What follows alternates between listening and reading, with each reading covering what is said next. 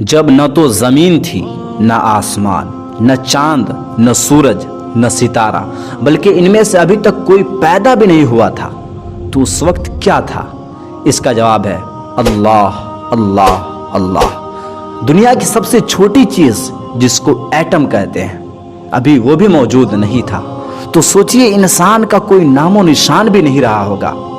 اللہ نے کائنات کو بنانے سے پہلے روحوں کو بنانا چاہا تو کہا کن۔ اس جملے کا مطلب ہے کہ بن جا، بس بے شمار روحیں بن گئی۔ اس کے بعد سب روحیں صف میں کھڑی ہو گئی۔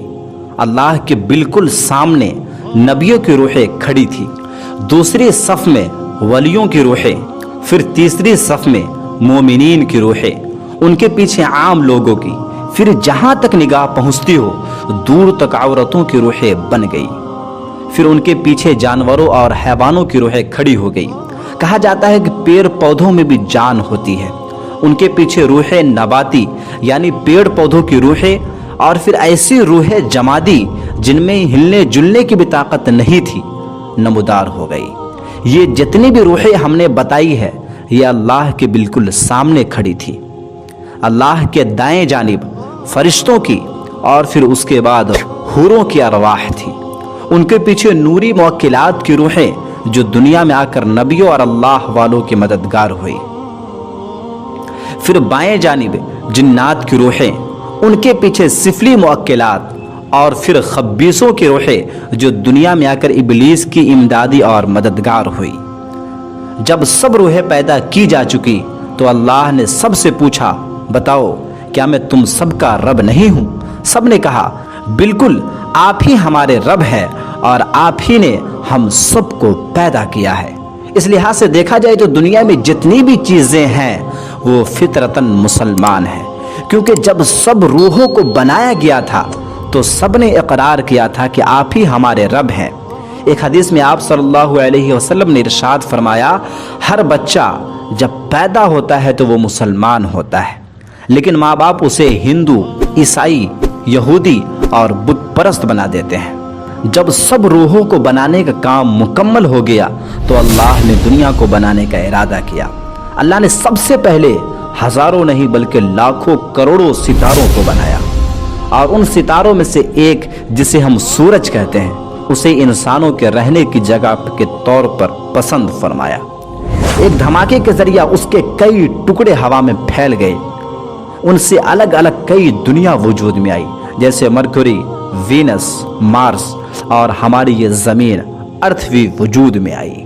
سب سے پہلے ہمارے زمین یعنی ارتھ پر جمادی روحوں کو بھیجا۔ جمادی روحوں کے بارے میں آپ جان چکے ہیں کہ ہلنے اور چلنے پھرنے کی طاقت نہیں ہوتی ہے ان کے پاس۔ ان روحوں کے ذریعہ بے جان سی مٹی میں جان پیدا ہو گئی، اب ان سے مٹی پر کچھ بھی اگایا جا سکتا ہے۔ پھر نباتی روحوں کو بھیجا گیا جس کی وجہ سے مٹی میں پیڑ پودے نکل آئے۔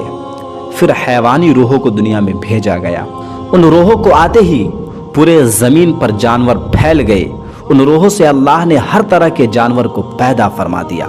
پھر اللہ نے انسانی روحوں کے امتحان کے لیے دنیا میں عجیب عجیب اور خوبصورت چیزیں بنائی، پھر ان میں اپنی طرف کھینچنے کا مادہ پیدا کر دیا تاکہ وہ لوگوں کو اپنے طرف اٹریکٹ کرے۔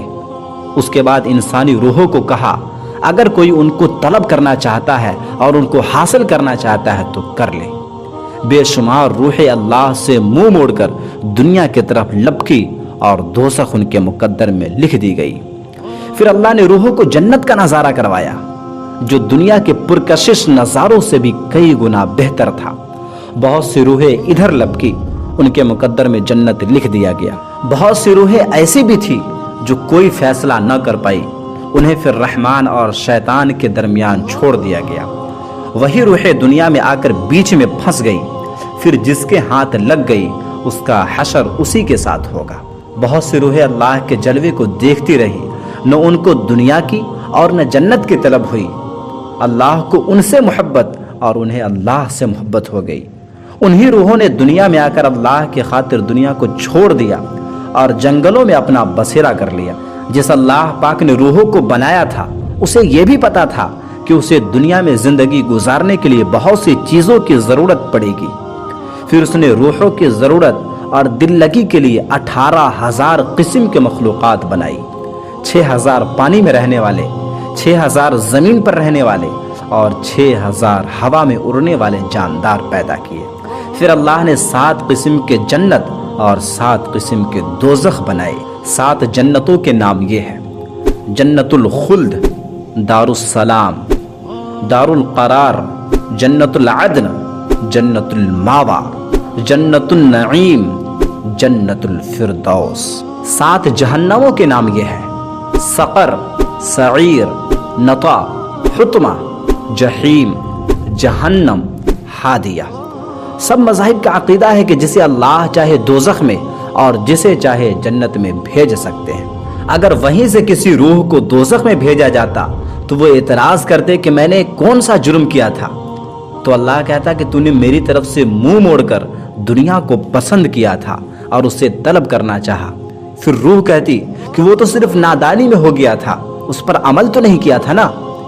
اسی حجت کو پورا کرنے کے لیے اللہ نے روحوں کو انسانی جسم میں اس دنیا میں بھیجا ہے تاکہ اس کو آزمایا جا سکے۔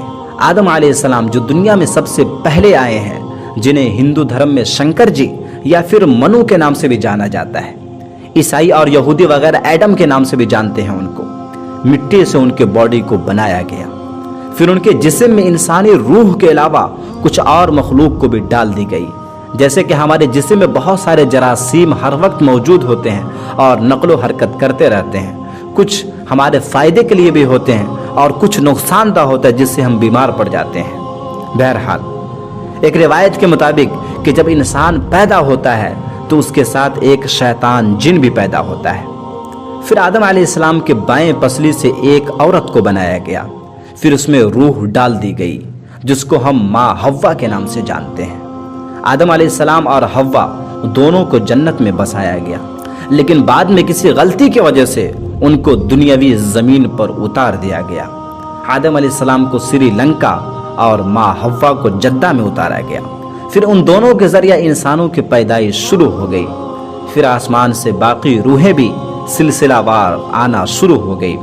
پھر جو روح جس خاندان میں آئی وہ اسی کے مطابق ڈھل گئی، کچھ ہندو بن گئے، کچھ عیسائی اور کچھ مسلمان، لیکن ان میں سے بھی کچھ روحیں اپنا اصل مقصد سمجھ گئی کہ ہمیں دنیا میں کیوں بھیجا گیا ہے۔ قرآن میں ایک جگہ اللہ تبارک و تعالی ارشاد فرماتے ہیں وَمَا خَلَقْتُ الْجِنَّ وَالْإِنسَ إِلَّا لِيَعْبُدُونَ، کہ ہم نے انسان اور جنات کو صرف اپنی عبادت کے لیے پیدا کیا ہے۔ ہم سب کو دنیا میں جس مقصد کے لیے بھیجا گیا ہے، اللہ ہم سب کو اس پر چلنے کی توفیق عطا فرمائے۔ آج کے لیے اتنا ہی، پھر ملتے ہیں کسی نئے اور انٹرسٹنگ ویڈیو کے ساتھ۔ جب تک کے لیے ہمیں لائک، فالو اور سبسکرائب ضرور کریں۔ اللہ حافظ۔